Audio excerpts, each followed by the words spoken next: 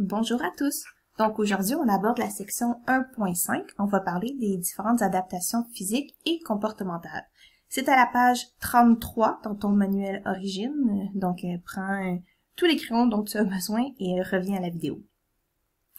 Donc je vais prendre mon surligneur avec toi, puis rapidement, les espèces vont se transformer au fil du temps. Donc ici, on te dit que au fil des générations, génération, ça veut dire que ça prend du temps, hein, donc ça se fait pas du jour au lendemain. C'est sur plusieurs générations. Donc, les parents qui vont faire des bébés qui vont faire d'autres bébés, etc., etc. Donc, au fil des générations, les espèces vont venir s'adapter à leur milieu et aux conditions de vie aussi de leur milieu. Et tout ça, c'est dans le but de mieux s'adapter afin de mieux survivre. Et là, on te dit qu'il y a deux types d'adaptation. Donc, on peut s'adapter soit physiquement ou selon nos comportements. Et là, je descends et je m'en viens directement à la définition. Oublie tout ce qui se passe ici, on va y revenir. Donc, la définition, c'est quoi s'adapter physiquement? Ben, en fait, on va venir modifier soit une partie de notre corps ou on va venir se modifier l'apparence. Et dans quel but? Ben, encore une fois, c'est pour améliorer nos chances de survie dans notre habitat. Par exemple, je t'amène à l'image ici, donc à la figure 1.15. Ici, on te montre deux papillons. Ce ne sont pas la même espèce. Donc ici, on a un papillon qu'on appelle le monarque. Et ici, on a un autre papillon qu'on appelle le vice-roi. Et là, si tu les regardes physiquement, ils se ressemblent beaucoup, là, hein? Donc la couleur, elle est presque pareille. Puis les lignes, même dans les ailes, donc tout se ressemble beaucoup.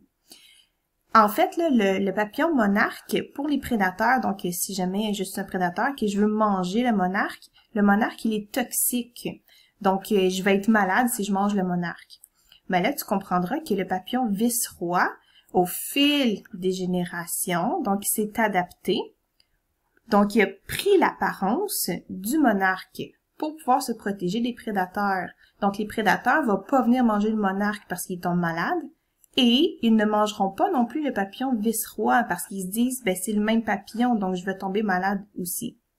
Donc, ce principe-là de prendre l'apparence de quelqu'un d'autre, c'est ce qu'on appelle le mimétisme. Donc, tu peux venir mettre la couleur ici. Et là, je suis venue te mettre la définition. Donc, le mimétisme, c'est quoi? C'est emprunter l'apparence physique d'une autre espèce. Et là, prends ton crayon et viens compléter la définition. Donc, on vient emprunter l'apparence physique. Donc, le vice-roi emprunte les couleurs, la forme du monarque pour lui ressembler afin de tromper les prédateurs. Donc, mets donc la vidéo sur pause et viens compléter la définition ici avec ton crayon, là, afin de la compléter comme ça. Mets ça sur pause, puis reviens quand c'est fait.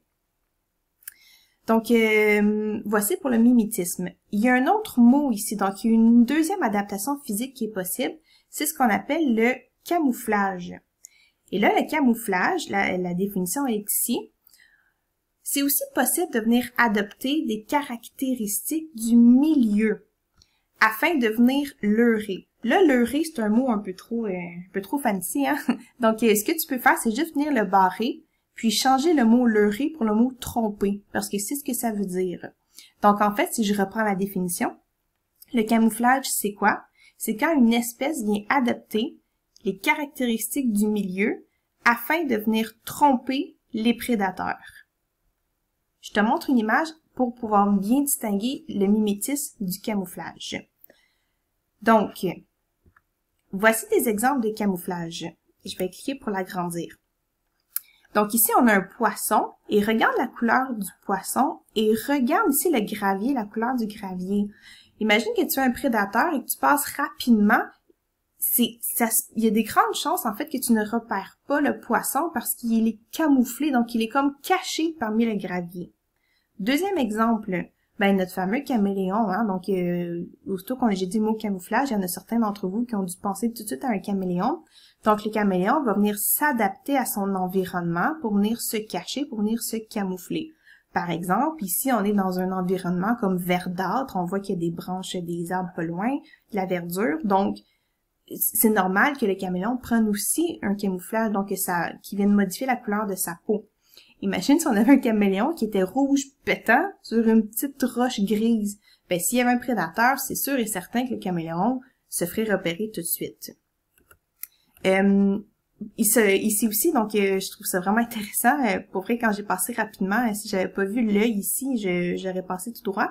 Donc même la forme, là, on voit là, tu sais que c'est tout à fait pareil. Donc si je suis un prédateur puis que j'observe pas, si j'analyse pas chacune des branches et des feuilles, c'est sûr et certain que je passe à côté.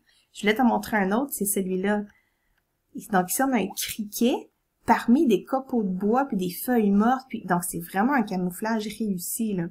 Donc, je pourrais t'en montrer plein d'autres. Ah oui, donc ici, on a un lièvre blanc, donc de l'Arctique. Quand je dis que les espèces viennent s'adapter, donc adoptent les caractéristiques du milieu, ben en Arctique, il y a plein de neige, donc c'est blanc partout. C'est bien plus avantageux pour le lièvre d'avoir un pelage blanc qu'un pelage noir. Donc, on se fait moins repérer par les prédateurs.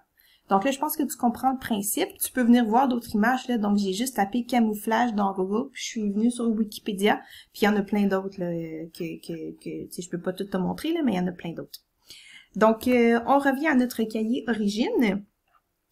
Le paragraphe qui est ici, ça parle justement du monarque, là, donc les deux papillons en haut que je t'ai parlé. Si tu veux venir lire un peu, tu peux, mais moi, j'en parlerai pas.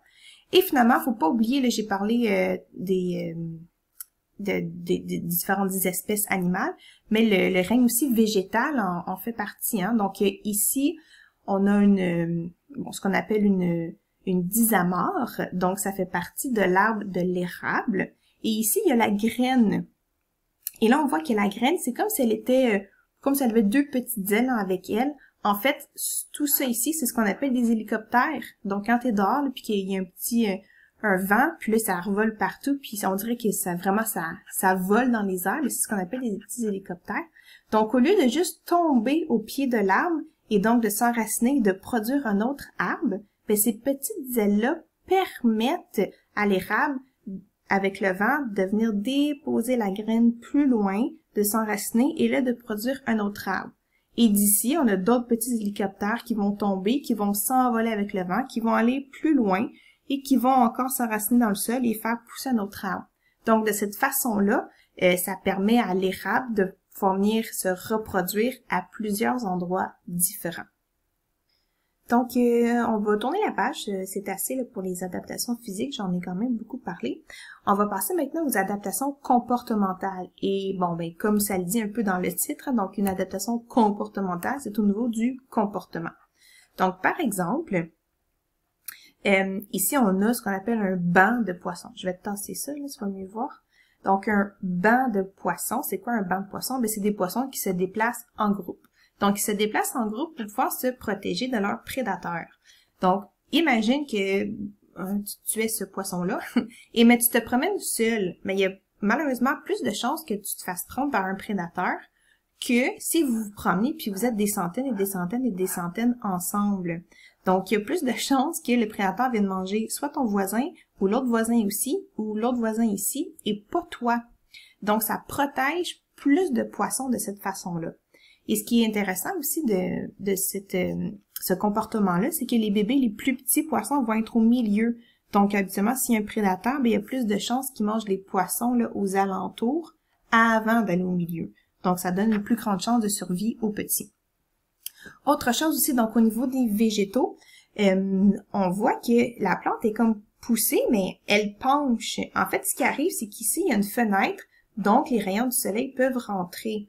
Et là, on te dit que la plante pousse en s'orientant vers le soleil. Donc, de cette façon-là, ça lui procure une plus grande chance de survie parce qu'elle est plus près du soleil, elle a donc plus de lumière, plus de chaleur. Donc, c'est vraiment plus facile de survivre de cette façon-là. Puis ça, on appelle ça du phototropisme. Donc, si jamais tu revois ce mot-là, tu vas pouvoir te rappeler de cette image-là, donc la plante qui pousse vers les rayons du soleil. Définition, donc adaptation comportementale, donc ça le dit, donc on vient modifier le comportement. Pourquoi est-ce qu'on fait ça? Toujours le même principe, afin d'augmenter ses chances de survie. On passe à l'autre page, donc on est rendu à la page 35 dans Origine. 1.5.3, donc les facteurs qui sont liés aux adaptations. Donc, ici, on va te parler... Ok, je m'en souviens. on va te parler des facteurs qui sont liés aux adaptations, justement. Donc, on a parlé de l'adaptation physique comportementale, mais comment est-ce que c'est fait ou pourquoi, de quelle façon? Donc, il y a trois principaux facteurs. Donc, première chose, la nourriture. Donc, évidemment, il faut se nourrir, se reproduire et être protégé. Donc, éviter les prédateurs, entre guillemets, ne pas se faire manger. Évidemment, tous ces facteurs-là sont reliés à la survie de l'espèce. Donc, pourquoi est-ce qu'on a des adaptations physiques et comportementales? Donc, je l'ai dit, c'est vraiment pour améliorer nos chances de survie. Donc, le premier facteur, donc ici, petit 1, là, donc, l'accès à la nourriture. Et je t'amène tout de suite à l'image qui est ici. Je vais te passer ça. Donc, ici, on a le fourmilier. Donc, le fourmilier géant, il vient utiliser sa langue. Donc, elle est ici, mais je vais te la montrer en plus grand tantôt. Elle utilise sa langue pour venir attraper les fourmis. Et donc, il se nourrit de fourmis.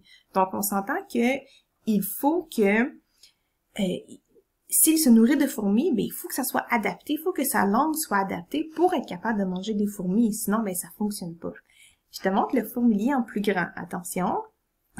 Regarde sa langue. Fait que tu comprends qu'avec une langue, bon, je pars de son œil, mettons, donc là, son nez est de plus en plus pointu, de plus en plus étroit, on le voit ici, là, ok? Et là, sa langue, elle est vraiment adaptée, elle est longue, elle est petite pour venir attraper les fourmis. Donc là, il l'attrape avec son bout de langue ici, ça s'enroule, puis il peut le manger. Donc évidemment, donc on s'adapte, le fourmi s'est adapté pour pouvoir manger au fil du temps, au fil des générations, pour pouvoir mieux manger ses fourmis. Donc, comment est-ce qu'on fait pour savoir si c'est une adaptation physique ou comportementale? Ben, comme il s'est adapté au niveau de sa langue, ben, sa langue, c'est donc physique. Oups. OK, donc tu peux me mettre un petit P ici. Deuxième facteur, donc au niveau de la reproduction, je vais juste prendre mon surligneur, excuse-moi. Donc, pour la reproduction, je vais t'amener à l'autre image qui est en bas. Donc, pour le pan qui est ici. Et là, on te dit que le pan possède une traîne. Okay? Donc, une traîne, c'est ce qu'on voit ici. Donc, tu veux l'appeler la queue, c'est correct, là, mais le vrai nom, c'est la traîne. Donc, plus la traîne du mâle est colorée, elle est grande, voyez-vous comment elle est belle, ben, plus il y a de chances de séduire la femelle. Ici, il y a plus de chances de séduire la femelle, mais à ce moment-là, il y a plus de chances de se reproduire. Donc, ici, on veut venir courtiser, donc on veut venir attirer la femelle en vue de sa reproduction. Plus on se reproduit, plus on a de chances que notre espèce continue à survivre également. Ici, donc, le troisième facteur, qui est donc la protection. Juste avant, là, j'ai hésité, c'est parce que j'ai oublié de te poser la question. Donc, au niveau du pan, avec sa traîne, est-ce que ça serait une adaptation physique ou comportementale? Ben, à ce moment-là, si c'est au niveau du physique de sa traîne, bon, on vient de le dire, donc c'est physique. Donc, ici, ça serait un P pour physique. Au niveau de la protection, donc ici on a deux renards, puis là tu vois que la couleur de son poil, de son pelage n'est pas le même. Donc en fonction des saisons, sa couleur va changer. Donc ici on serait en été, puis ici on serait en hiver. C'est un peu comme le principe du lièvre tantôt, je peux le retrouver rapidement là. Donc le petit lièvre que je t'ai montré ici tantôt, donc comme son environnement est tout blanc, ben son pelage va devenir blanc aussi, donc il va venir s'adapter. Je reviens ici, c'est la même chose pour notre renard. Donc, est-ce que c'est une adaptation physique ou comportementale? Ben, c'est la couleur du pelage qui change, donc c'est encore physique. Donc, tu pourrais venir mettre un petit P ici pour physique. Et c'est tout, donc je vais arrêter là. On a quand même fait 14 minutes de vidéo. Donc, très belle journée à vous tous, puis on se revoit bientôt. Bye bye!